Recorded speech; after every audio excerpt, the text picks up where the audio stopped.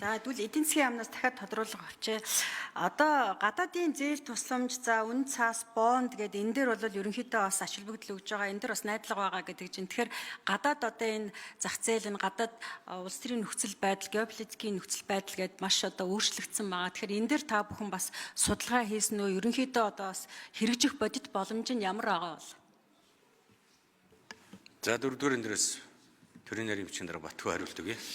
За гадаад нөхцөл байдлыг манай яам байнга ажиглаж судалгаанууд хийж ажиллаж байгаа. Ялангуяа олон улсын одоо худалдаан дээр үүсэж байгаа тарифын өөрчлөлтүүд улс орнуудыг харилцан авч байгаа арга хэмжээнд байнга ажиглаж байгаа. Хамгийн сүүлийн жишээ гэх юм бол Америк бүгд найрамд Хятад улс хооронд харилцан тарифа 115%-аар 90 оны хугацаанд бууруулах шийдвэр гаргасан. Тэгээ бус улс орнууд ч гэсэн ер нь хилцэл хийгээд явж байгаа.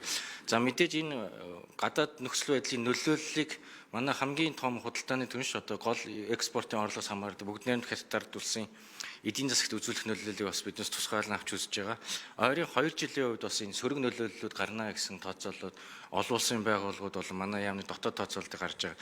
Үүнтэй холбоотой эрсдлийг тооцоод биднээс бас түрүүнд дурдсан тодорхой хэмжээний өсөлтийн тоо хэмжээг өмнөх онд гаргаж ирсэнтэй харьцуулахад бууруулж тооцсон асуудлууд байгаа.